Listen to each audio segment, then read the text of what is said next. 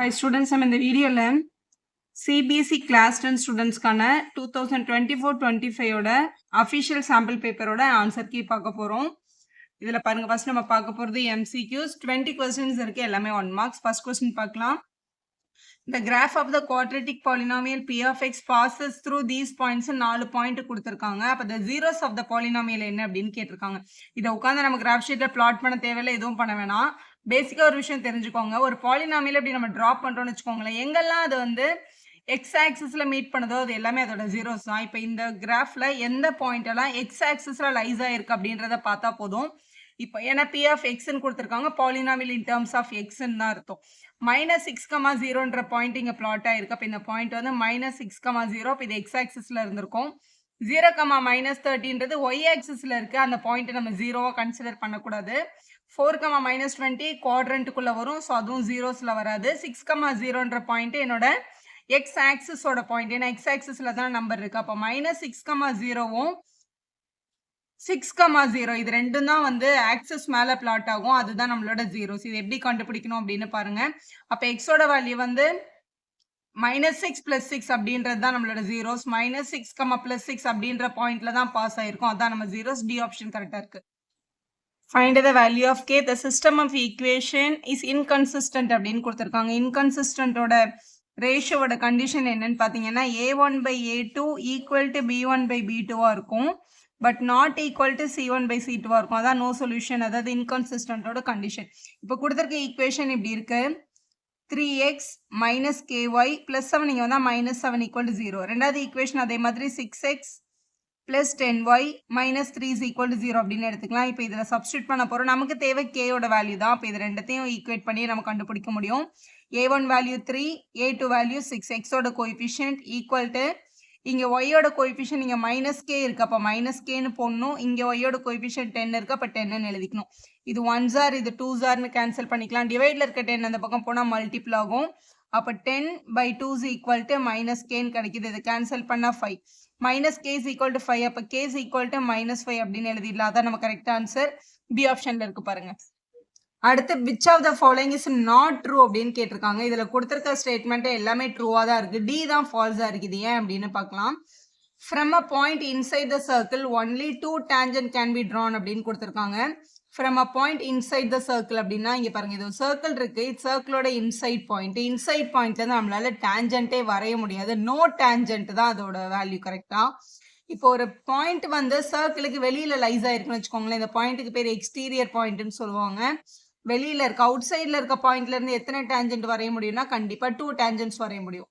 2 tangents possible from the outside point. இன்சைட்ல point வந்து டேஞ்சன்ட்டே வராது.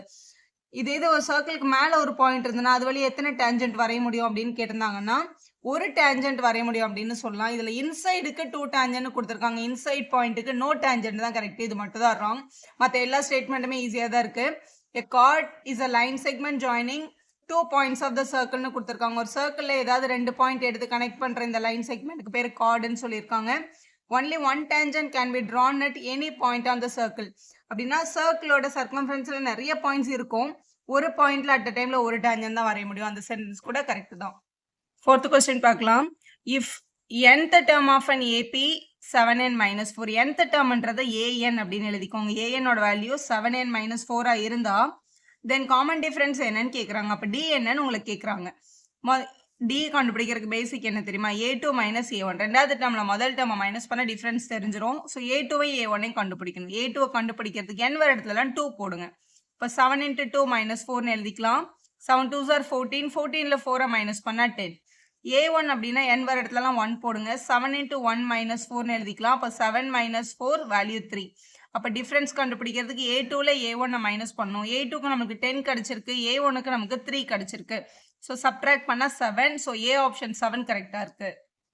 நெக்ஸ்ட் கொஸ்டின் நம்பர் 5ல the radius of base of the right circular cone. Base ரேடியஸ்ன்றது இந்த value and radius of the sphere each 5 cm length. ஒரு ஸ்பியரோட ரேடியஸும் 5 cm இருந்தது, கோனோட பேஸோட ரேடியஸும் 5 cm இருந்தது அப்படின்னா the volume of the cone is equal to the volume of the sphere அப்படின்னு கொடுத்திருக்காங்க. அப்ப ரெண்டு பேரோட வால்யூம் ஈக்குவல்னு சொல்லியிருக்காங்க. ஸோ வால்யூம் ஆஃப் த கோனோட formula is equal to volume of the sphere formula எடுத்துக்கோங்க. Then height of the cone, இந்த கோனோட ஹைட்டை மட்டும் கண்டுபிடிங்க அப்படின்னு சொல்லியிருக்காங்க கொஸ்டின்ல. ஸோ ஹைட்டை தவிர மற்ற எல்லா டேர்ம்ஸையும் நம்ம அந்த பக்கம் எடுத்துகிட்டு போயிடலாம். h is equal to இங்கே 4/3 பை ஆர் கியூப் அப்படின்னா இங்கே ஆருக்கு பதிலாக 5 கொடுத்துருக்காங்க, 5 கியூப்னு எழுதிக்கலாம். 1/3 அங்கே வந்தால் 3/1 ஆகும், இது π/1 அங்கே வந்தால் 1/π ஆகும், r²/1 அங்கே வந்தால் 1/r² ஆகும். அப்போ 1/5² எழுதிக்கலாம். இந்த பை கேன்சல் ஆகிடும், இந்த 3க்கு இந்த 3 கேன்சல் ஆகிடும். இங்கே 5 கியூப் இருக்குது, இங்கே 5² இருக்குது, 5 கியூப்ல இருந்து 5² கேன்சல் ஆகிடும். இப்போ ஒரே ஒரு 5 தான் இருக்கும். அப்போ 5 4s are 20 அப்படின்றது உங்களோட கரெக்டான ஆன்சர். பி ஆப்ஷனில் இருக்குது பாருங்க, ஹைட் 20 சென்டிமீட்டர். கொஸ்டின் நம்பர் 6 பார்க்கலாம். tan theta is equal to 5/2 இருந்ததுன்னா 4 sin plus cos by 4 sin minus cos value கேட்குறாங்க.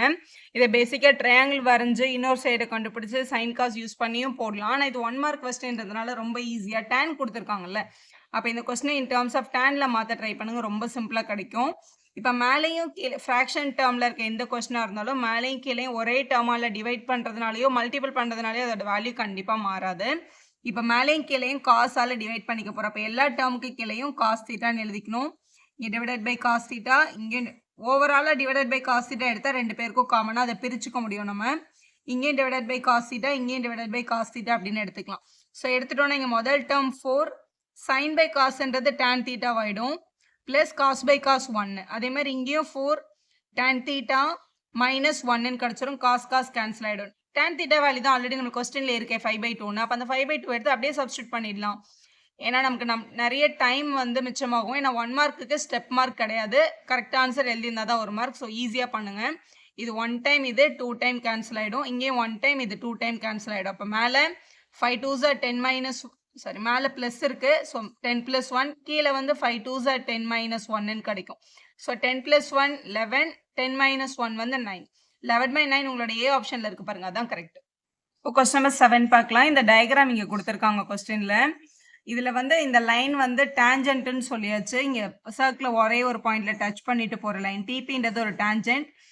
கொஸ்டினில் கேட்டிருக்கிறது பாருங்க, டிபிக்யூ 110, டிபிக்யூ இங்கே வரைஞ்சிருக்க ஆங்கிள் வந்து 110 இருந்ததுன்னா பிஓக்யூ கேட்குறாங்க. பிஓக்யூ இந்த ஆங்கிள் என்னவா இருக்கும் கண்டுபிடிங்க அப்படின்றதான் உங்களோட கொஸ்டின்.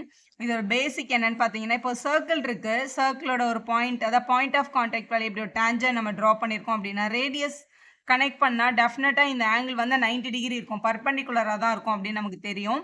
இதில் ஓபிடி இந்த ஆங்கிள் மட்டும் டெஃபினட்டாக என்னன்னு சொல்லிடலாம்னா 90ன்னு சொல்லிடலாம்.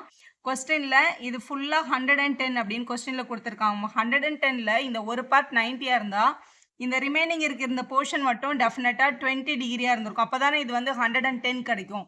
அப்போ நம்மளால கண்டிப்பாக சொல்ல முடியும் ஓபிக்யூ வந்து 20 டிகிரின்னு சொல்லிடலாம். ஓபிக்யூ இஸ் ஈக்குவல் டு ஆக்சுவலாக 110லேருந்து நான் 90யை மைனஸ் பண்ணி இந்த 20யை நான் கண்டுபிடிச்சிட்டேன். ஸோ இது 20 தான். இப்போ இந்த ட்ரையாங்கிளை பாருங்கள், ஓபிக்யூன்ற ட்ரையாங்கிளில் ஓபியோட லென்த்தும் ஓக்யூவோட லென்த்தும் சேம், ஏன்னா அவங்க 2 பேரும் ரேடியஸ். அப்போ இது ஒரு ஐசோசெலஸ் ட்ரையாங்கிள் தான். ஐசோசெலஸ் ட்ரையாங்கிளில் இந்த ஆங்கிள் என்ன இருந்ததோ அதே தான் இந்த பக்கமும் இருக்கும். ஏன்னா ஈக்குவல் சைட்ஸ்க்கு ஆப்போசிட்ல வர்ற ஆங்கிளும் ஈக்குவலாக தான் இருக்கும். அப்போ இது 20னா இதுவும் 20 தான். ஒரு ட்ரையாங்கிளோட 3 ஆங்கிள் ஆட் பண்ணும்போது நமக்கு ஆன்சர் என்ன கிடைக்கணும்னா 180 கிடைக்கணும். அப்போ ஒரு ஆங்கிள் 20, இன்னொரு ஆங்கிளும் 20, இது மட்டும் தான் நம்ம கண்டுபிடிக்க வேண்டிய ஆங்கிள். அப்போ நம்ம இப்படி எழுதிக்கலாம். ஸோ இந்த 3 ஆங்கிள் ஆட் பண்ணிடலாம். 20 20 ஆங்கிள் ஆட் பண்ணால் 180, 20 20 ஆட் பண்ணால் 40 வரும். ஈக்குவல் தான் அந்த பக்கம் போனால் -40 ஆகிடும். 180ல் 40 மைனஸ் பண்ணால் 140. அப்போ இந்த நடுவில் வர்ற ஆங்கிள் 140ன்றதான் கரெக்ட் ஆப்ஷன். உங்களோட சி ஆப்ஷன்ல இருக்கு பாருங்க. 8th கொஸ்டின் பார்க்கலாம். Quadratic polynomial. குவாட்ரேட்டிக் பாலினாமியலோட basic formula x² - sum of the root x plus product of the rootன்னு எழுதுறது தான் ஜென்ரல் ஃபார்ம். கொஸ்டின்ல அவங்க சொல்லிட்டாங்க, ரூட்ஸ்னாலும் ஜீரோஸ்னாலும் ஒன்று தான். இந்த குவாட்ரேட்டிக் பாலினாமியலோட 2 ஜீரோஸ் கொடுத்துட்டாங்க. இப்போ இவங்க 2 பேரோட சம்மும் ப்ராடக்ட்டும் கண்டுபிடிச்சா நம்ம ஈக்குவேஷன் எழுதிடலாம். இப்போ சம்முன்னும் போது அந்த 2 ஜீரோஸையும் ஆட் பண்ணும்.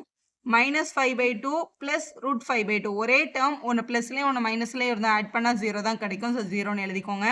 ஸோ -√5/2 மல்டிபிள் பை √5/2 மல்டிபிள் பண்ணுறோம். அப்போ ஆன்சர் ப்ளஸ் இன்ட்டு மைனஸ் மைனஸ்லேயும் √5/2 × √5/2னா 5/2ன்னு கிடச்சிரும்.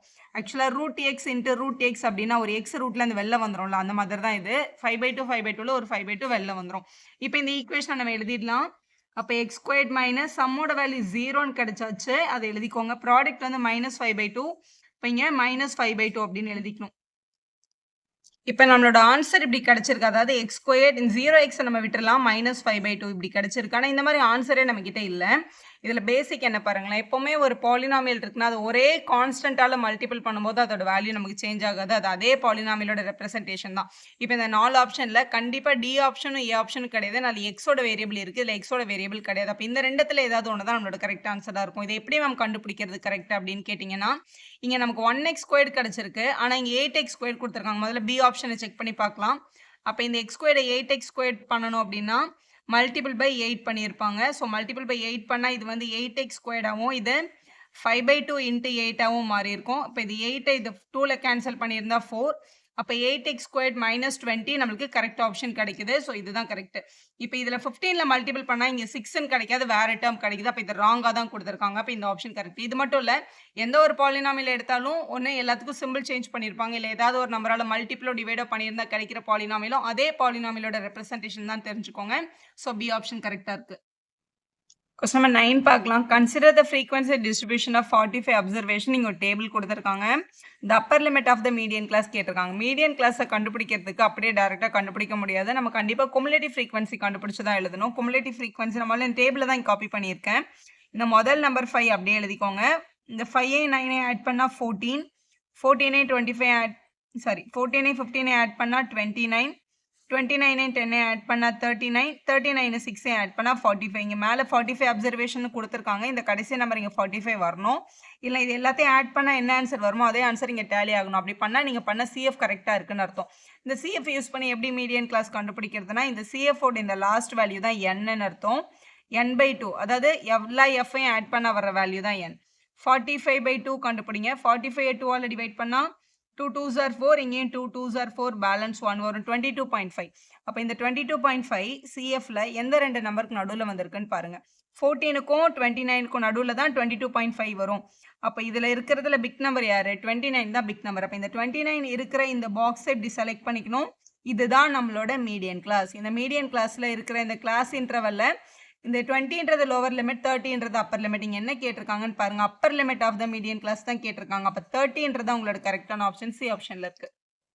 O is the point of the intersection of two chords. ரெண்டு கார்டை கனெக்ட் பண்ற இன்டர்செக்டிங் பாயிண்ட் வந்து இந்த ஓன்னு கொடுத்துருக்காங்க. ABCD ரெண்டுமே சர்க்கிள்ஸ்ல இருக்க கார்ட்ஸ்ன்னு சொல்லியாச்சு. இங்க ஒரு டயக்ராமும் கொடுத்துருக்காங்க. BOC வந்து 80, BOC இந்த ஆங்கிள் வந்து 80 டிகிரின்னு கொஸ்டின்ல சொல்லியிருக்காங்க. அப்ப டெஃபினட்டா இந்த பக்கமும் 80 தான் இருக்கும். ஏன்னா வெர்டிகலி ஆப்போசிட் ஆங்கிள்ஸ் எப்பவுமே ஈக்குவல் தான். ஸோ இது 18 கண்டுபிடிச்சாச்சு. கொஸ்டின்ல OA OD ஈக்குவல், அதை நம்ம இங்க ஆல்ரெடி மார்க் பண்ணியாச்சு.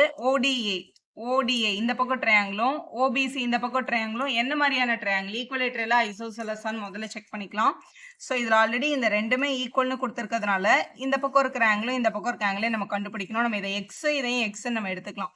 அப்போ X plus 80 degrees equal to 180ன்னு எழுதிக்கலாம். ஏன்னா ஒரு ட்ரையாங்கிளோட 3 ஆங்கிள் ஆட் பண்ணா எப்பவுமே 180 தான் கிடைக்கும். அப்போ எக்ஸ், ஸோ இதை கால்குலேட் பண்ணோம்னா எக்ஸோட வேல்யூ வந்து நம்மளுக்கு 15 கிடைக்குது. ஆனால் இந்த எக்ஸ் அவங்க நம்மளை கண்டுபிடிக்க சொல்லலை. நான் ரெண்டு சைடு ஈக்குவலாக இருந்தால் டெஃபினட்டாக இந்த ரெண்டு ஆங்கிளும் கூட ஈக்குவலாக தான் இருக்கும். அப்போ இது கண்டிப்பாக ஒரு ஐசோசெலஸ் ட்ரையாங்கிள். இது வந்து எப்பவுமே கார்ட்ஸோட செக்மெண்ட்ஸ் வந்து ஈக்குவலாக தான் டிவைட் ஆயிருக்கும். அப்போ இவங்களும் கண்டிப்பாக ஐசோசெலஸ் ட்ரையாங்கிள் தான். இப்போ கொஸ்டின்ல ரெண்டுமே ஈக்குவலேட்டரலான்னு கேட்டிருக்காங்க, கிடையாது. ஆனால் ரெண்டுமே ஐசோசெலஸ் ட்ரையாங்கிள் தான். இவங்க ரெண்டு பேரும் சிமிலர் ட்ரையாங்கிளான்னு கேட்டால் எஸ், ரெண்டு பேரும் சிமிலர் ட்ரையாங்கிள்ஸ்ல தான் வருவாங்க. அப்போ ஐசோசெலஸ் அண்ட் சிமிலர் தான் கரெக்ட். எப்படி மேம் இதை நம்ம சிமிலர்னு சொல்றோம்னா, ரெண்டு ஆங்கிள் ஈக்குவலாக இருந்தாலும் நம்ம அவங்களுக்கு சிமிலர்னு சொல்லிடலாம். அதே மாதிரி இப்போ இது 80னா இங்கேயும் 50, இங்கேயும் 50 தான் வரும். இவங்களோட 3 ஆங்கிளும் இவங்களோட 3 ஆங்கிளும் சேமா இருக்கிறதுனால AAA சிமிலாரிட்டி யூஸ் பண்ணி அவங்க ரெண்டு பேரும் சிமிலர் நம்ம சொல்ல முடியும். ஐசோசெலஸ் அண்ட் ஸோ உங்களோட பி ஆப்ஷன் கரெக்டாக இருக்கு. வீடியோ யூஸ்ஃபுல்லாக இருந்தால் ஒரு லைக் போடுங்க, உங்கள் ஃப்ரெண்ட்ஸ்க்கும் ஷேர் பண்ணுங்கள். Subscriber channel for more videos.